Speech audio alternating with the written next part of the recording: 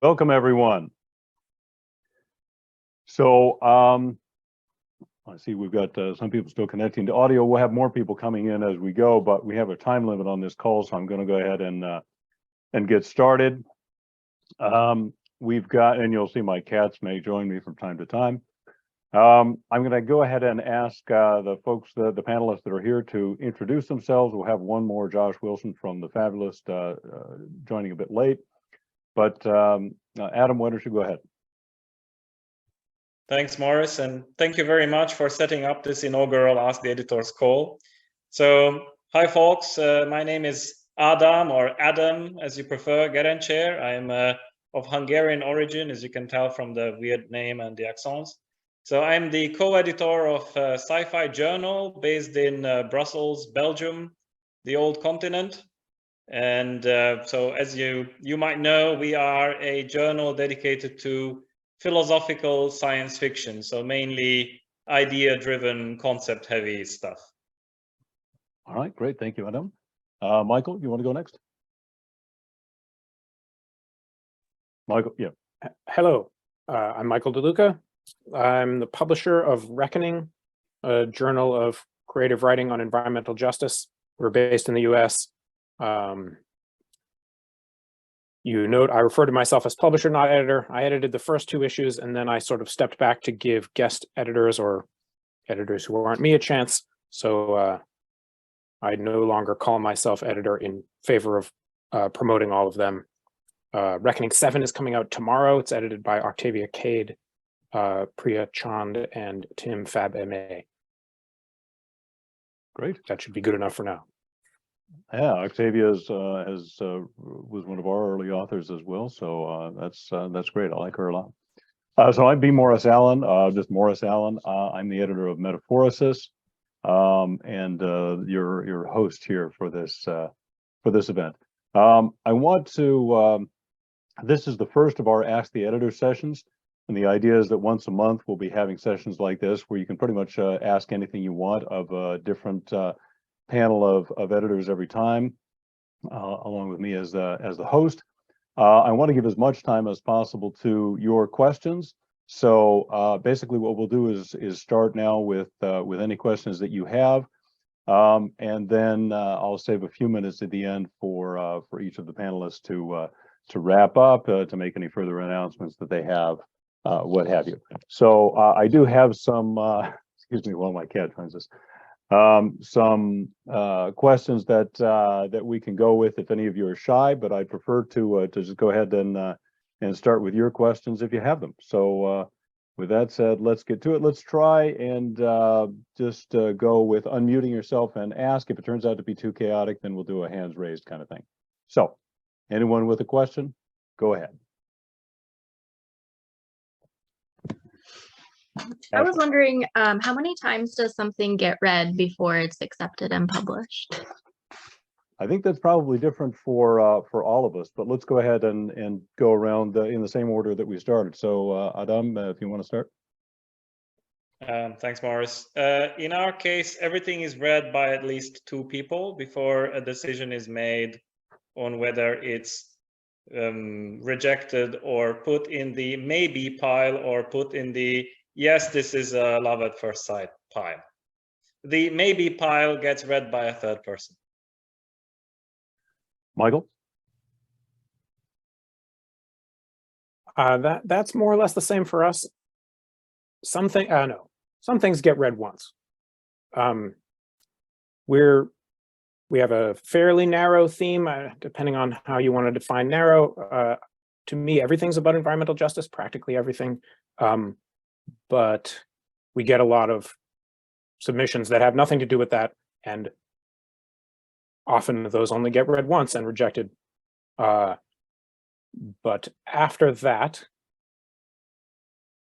generally, one person reads the story, makes a note, passes it on to one other person who is potentially an editor, and then the more of them like it, the more of us end up reading it, up to a point where some things get read by everyone on staff because they're so great. And I would love that to be the case with all submissions, but unfortunately timing such that there's not really a chance of that. Our fourth panelist has just joined us, Josh Wilson of the Fabulist. Josh, the question from Ashley was, how many times a story gets read before it's decided on? So go ahead and introduce yourself and then answer that, and then I'll go. Hi, everybody, and thanks for being a little late. So we go through multiple levels of reading, especially for the stuff that we like and aren't sure of. You know, you can, I do all the reading.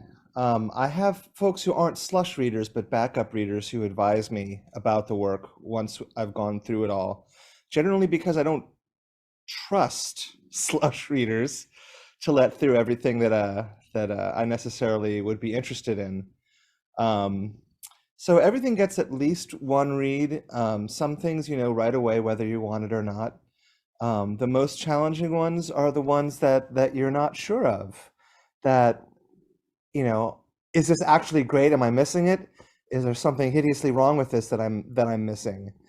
And in the past, I've taken months and months to make those decisions, and that's where I have my backup readers to support me. I think it's a bad habit. The writers don't deserve it, and also it drives me crazy having a giant queue of material. So I have attempted to try to respond within 30 days. It's been more like 45 days, and sometimes it feels a little, you know, pressured to make a decision that I'm not sure I'm ready to. But I think I'm getting a little better at that. I want to do justice to everybody, and I read the works that we're interested in multiple times, 3, 4, 5 times. Yeah.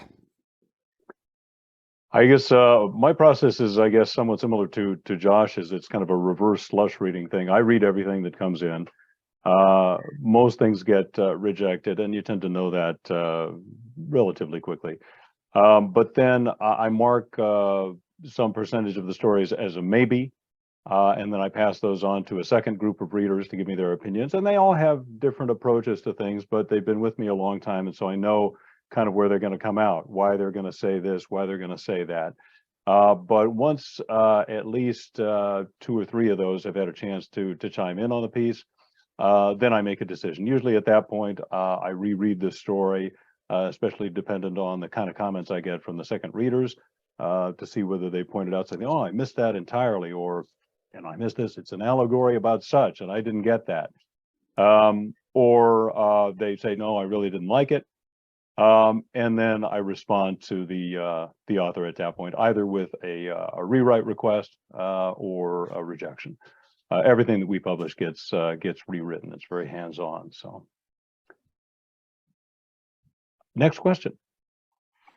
Could I actually ask a follow-up that might provide a little context to this? It seems fairly relevant and important, the volume of submissions you get to, you know, how do you answer this question if you're Clark's World and you are committed to responding in 2 days and you get, I don't know how many thousands of submissions per issue, that's a big difference than if you're getting 100 submissions per issue. So I would love to hear from each of you, like, what's the volume and what's the volume of writing that you're putting in an issue? Well, let's go backward on that one then. I'll start. I used to have a somewhat different process in that I read every story all the way to the end, and I gave personal comments on each story. And then as our volume of submissions mounted, and it's not outlandish, but we get somewhere between 10 and 20 submissions a day, and I read stories every day, and we're always open. So I've had to cut back. First, I stopped giving personal comments on every story. Now it's only on some stories, which is a shame because I know people like that, though you can argue about the value of those kind of personal comments from one editor. And then I stopped reading stories all the way through, in part because, as I mentioned, you can usually tell fairly early on. Sometimes a story will surprise you at the end, and so I wish that I could read them all the way through to the end still, but I just don't have time anymore. Our commitment is to respond within 24 hours, which we usually uphold, but not always. And at 20 stories a day, I just don't have time to read every story all the way through and give comments anymore. So And then we publish every Friday, so we have about 50 stories a year, grouped loosely into monthly issues, but we don't really go on an issue basis as much as some of the other magazines. Josh. We typically, I started doing week-long open calls at the beginning of every month, hoping I would get less and be able to manage the flow more.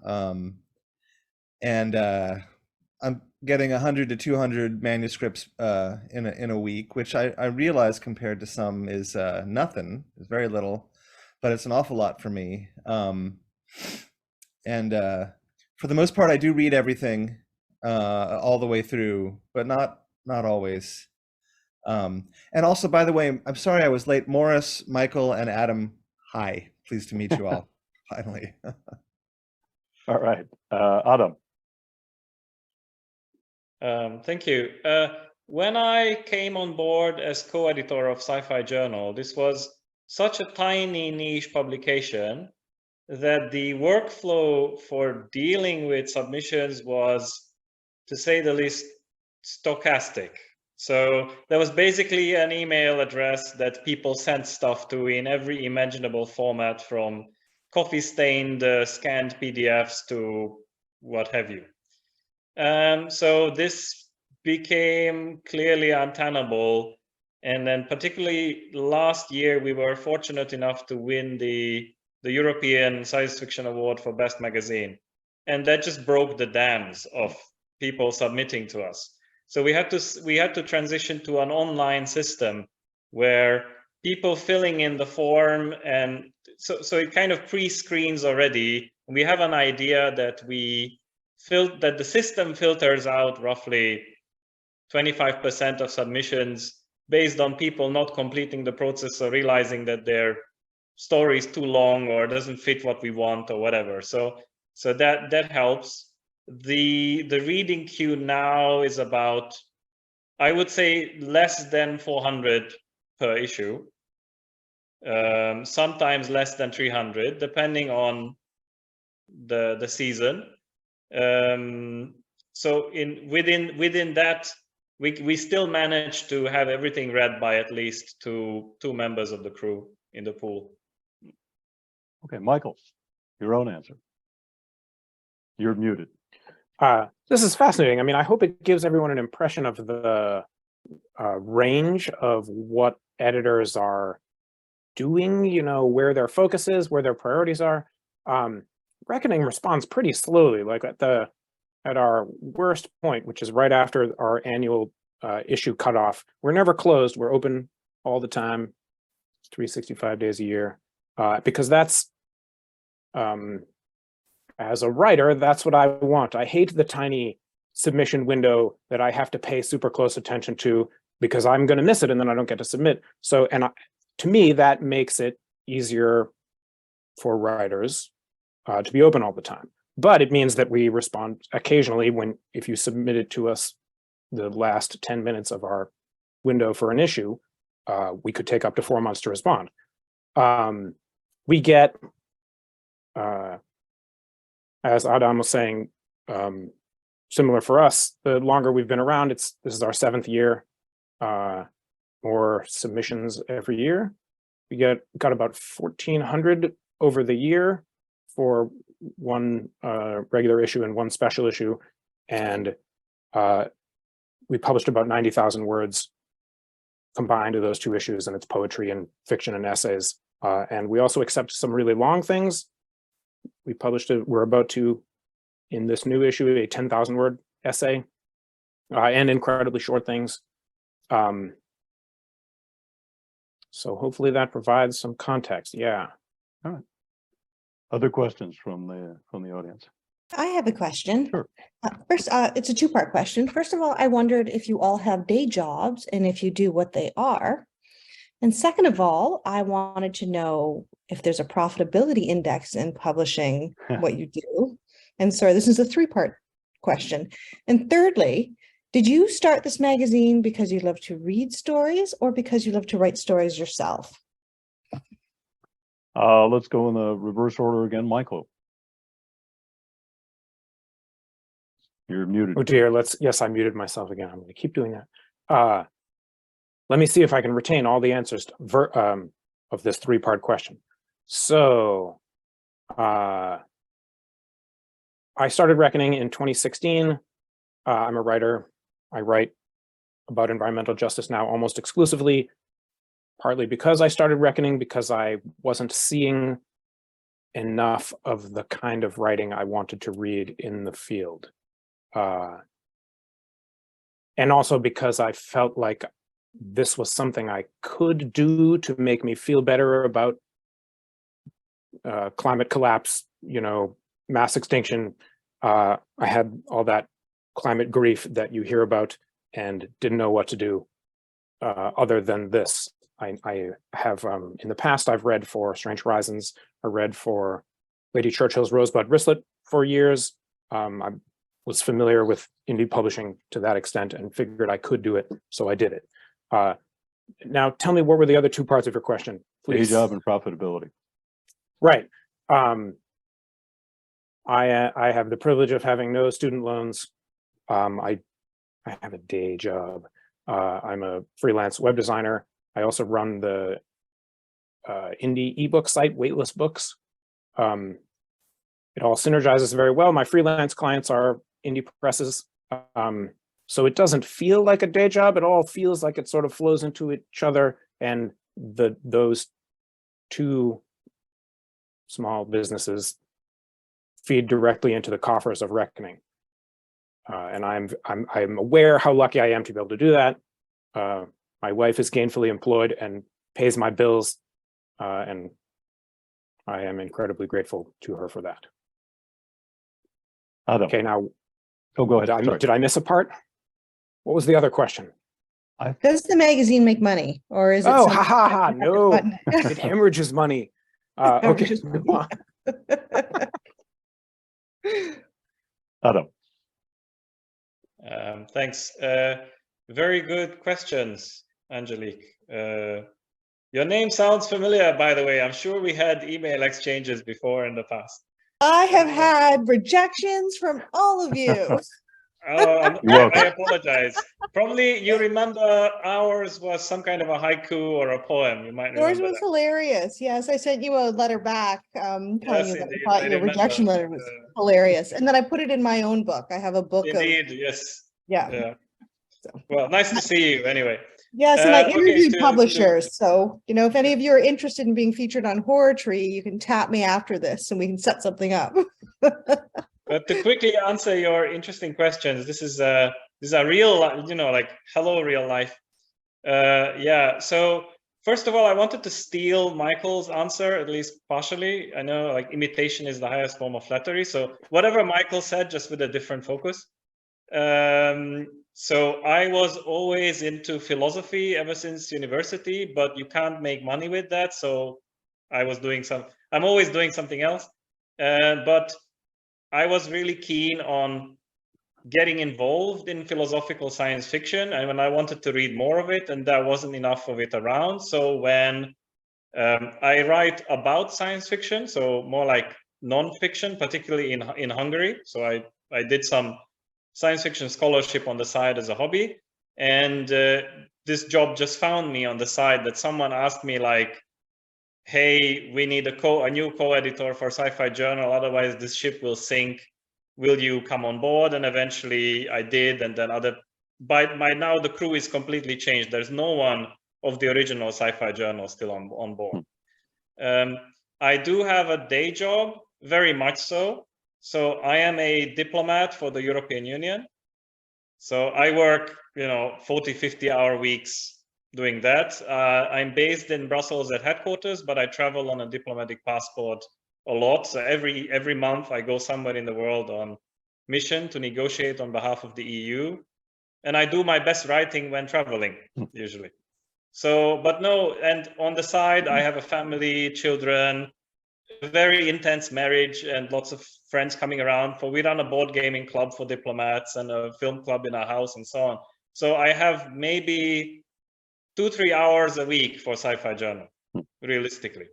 So if we wouldn't have a great crew of volunteers to make it take over, this wouldn't work. And to answer the question of profitability, no.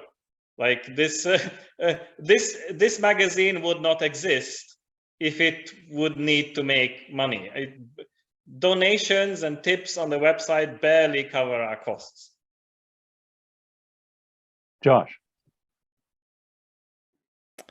I have to echo everything that Michael and Adam said, except the cool diplomat stuff.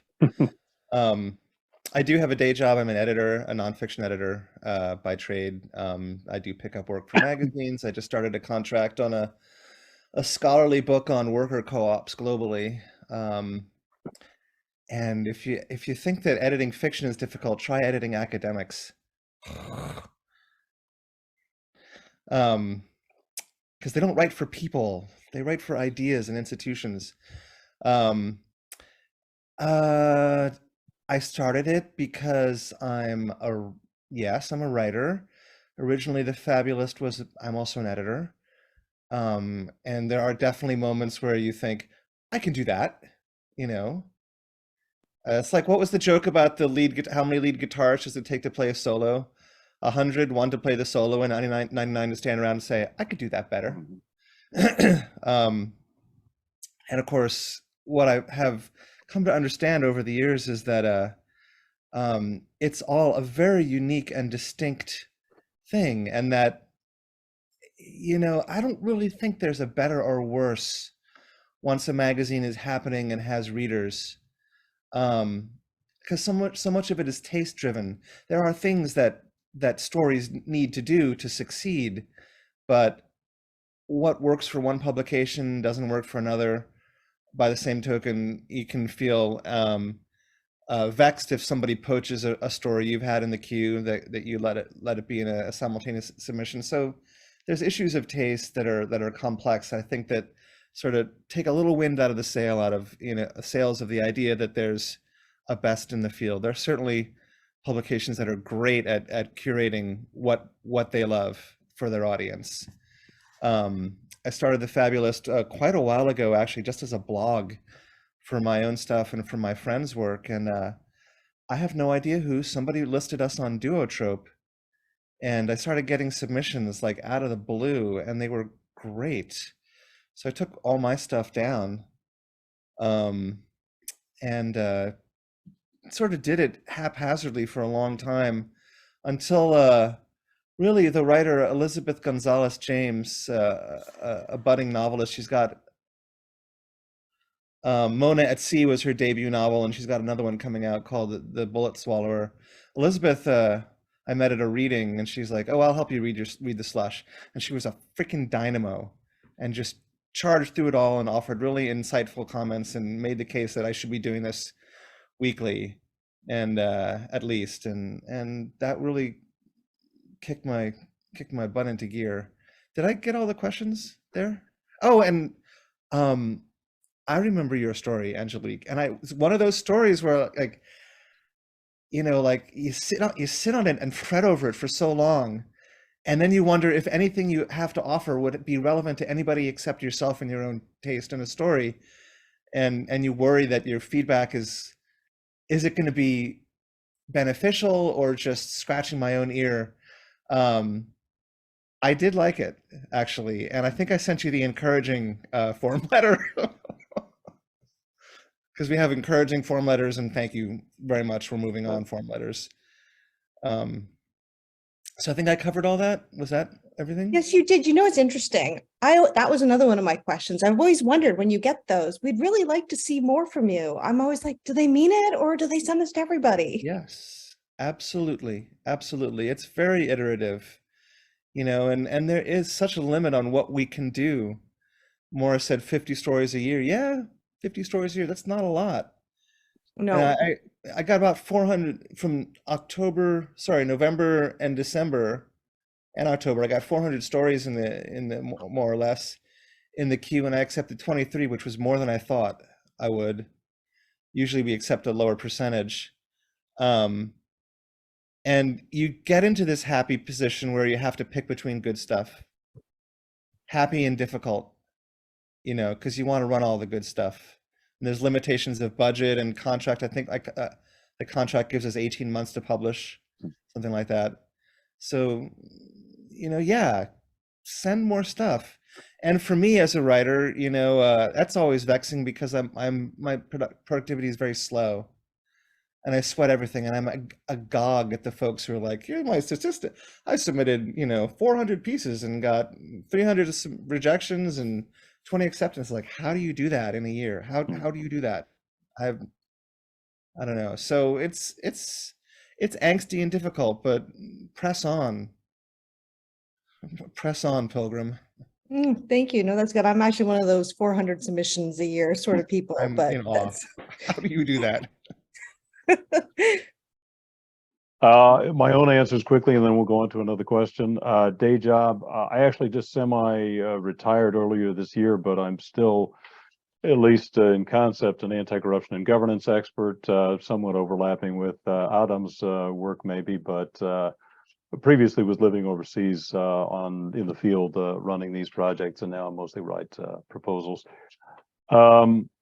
Profitability, same as everybody else. There's absolutely no profit in this. It's a vast money-losing endeavor. It costs us about, I think, $5,500 a year. We raise maybe a fifth or a quarter of that from donations through Patreon, and the rest just comes out of my pocket. But why it started, basically similar to some of the other folks, but I didn't see as much of the kind of work that I like in other magazines. There were some. Shimmer was writing the kind of publishing the kind of work that I like. There were a few others, but not as much as I'd like, and so I thought it would be fun to do this, and I had the opportunity. So that was pretty much it. let's go. Sorry, I didn't catch your day job. Do you have a day job? Anti-corruption expert. Oh my God. Yeah. That's a Nothing to wild do job. with the magazine at all. That's a wild job. That's got to give It's you an some. interesting job, and you have to be satisfied with very small increments of progress. And the Wow. inevitable question, I'm an American, and people say, well, why aren't you working here? And that's a good question. So, Oh, very good. Well, thank you. Those are great answers. You're always curious, right? yeah. Other questions from the group? Fulvio. Hey, first of all, thank you for the organizing this. Very interesting, and thank you for choosing a time zone where I'm awake. I'm from Italy, and right now you can see twilight is coming, and well, very very quick, very simple. If you see any change in the kind of ideas you see in the stories and you want to see more. For instance, 5 years ago, maybe there were some trends about some kind of trends that maybe you consider today less interesting for stories and less likely for you to buy. Sorry for the accent. No, that's fine. I'm going to pass that to others. I don't frankly see that much in the way of trends. There are obviously more COVID type or epidemic type stories now than there were before when we started this. We're in our 8th year now. But other than that, I haven't seen a great amount of change. I suppose we get fewer werewolf and vampire stories than we used to, but maybe that's because I become more and more firm on the website saying, please don't send me any werewolf and vampire stories. But otherwise, I haven't noticed a great change. I'm going to pass that on to the others. Folks, also warning, we have about 10 minutes left in our Zoom time. So Josh, go next. And these stories that you're asking, what was the most? What are the trends and types of stories I get? We do have, thanks, a pretty extensive list of likes and don't likes on the site. We always get a Rusalka story. Every call, we get at least one Rusalka story, which is a Slavic water spirit that drowns hapless men. Always. And we just got one poached from us that I was actually really excited about. So that happens a lot. We do get a lot of vernacularized higher myth kind of stories, hanging out with Bob the Great God, or another Friday night at the Elftown police station, and I don't want to see those. I don't want to see zombie stories, and we haven't been seeing lots of those. we, for some reason, are in this quasi-literary zone, so we get a lot of magic realist stuff. And often I find some of that material can be really exciting when it plays in genre realms. So Okay, Adam. Thanks. We have, so on the one hand, I find it one of the best parts of being the editor of a science fiction journal is that you see this ebb and flow of human ideas, like almost like what is the collective intelligence buzzing on about? But apparently, similarly to the Fabulist, we have published what we call our index of heresies. So basically things we don't want to see because we're so bored of them on our website. And most authors do seem to at least skim it. So we get a lot fewer boring stuff nowadays. One thing I noticed from a European perspective or an old continent perspective, because this is an English publication, 70% of our authors come from North America and Australia and New Zealand, but particularly North America, there is a lot of what we feel is a little bit a bleed over of American cultural imperialism inadvertently, that people are usually very, very preoccupied with whatever is on the American mind at the time. And that is sometimes difficult to relate to if your entire life is based in Europe or somewhere else, you know? So it's so stories that tend to go into very American specific political or whatever ideas, they're a bit difficult for us to digest. Michael. That's fascinating. I'm always saying, whenever we put out a call for anything, how we're seeking submissions from everywhere. And I don't mind getting those very insular things, like in our past special issue, which was about bodily autonomy after Roe v. Wade. You know, the premise was clearly US centric, and yet the US's progress toward fascism on this and many other points reflects the rest of the world to some extent. And we published a piece that was about politics, the politics of gender in India. And I didn't get, it was, I was very surprised to find that the politics of gender in India were as they were. And I was delighted by that. Right. Trends otherwise. There absolutely is a collective progress in ecological activism and writing. Things fall by the wayside, new things surface. Early on, I and our staff, I think, was less skilled at perceiving eco-fascism, which is the concept that the people who have the money basically blame the people who don't have the money for the ecological collapse and institute fascist policies to repress as a solution. And hopefully we all know that that doesn't actually work and is not the real problem. We have, since we opened, also created one of these lists of things we see a lot, and it's on there now. We still get a bit of it occasionally, but that has subsided. We got a ton of women specifically turning into trees stories 2 years ago and last year. And then that sort of started to fade away for some reason. We got a lot of selkies and mermaids this time because we had an ocean themed issue. So I don't know that those indicate trends, you know, global or anything, but it certainly indicates to me trends in ecological writing. All right, we've just got literally 2.5 minutes left. So Nick, you've got your hand raised. I'll ask you to go ahead and ask your question briefly, and then we'll go through each of the panelists. You can wrap up, but you have about 30 seconds each. So Nick. I was wondering how you take on new editors and proofreaders at your magazines. Michael, why don't you go ahead and start? Up until last issue, I queried everybody whose work we had bought from, would you like to read for us? And that worked great. now I'm trying some other experiments. A number of college undergraduates have contacted me out of the blue from interesting places, Nigeria, and I've taken on a bunch of them. The interest has grown to the point that only now must I soon decide how to reject people who want to give me free work. And I hate that idea, but I'll figure it out since I'm rejecting writers all the time. Adam. Through word of mouth. Okay. Josh? Generally, I don't. It takes a lot of time to get to know somebody and their taste. And also they have to be managed, and I can barely manage the flow. So it's folks I know that I trust that I can wrangle into doing some reading. Okay.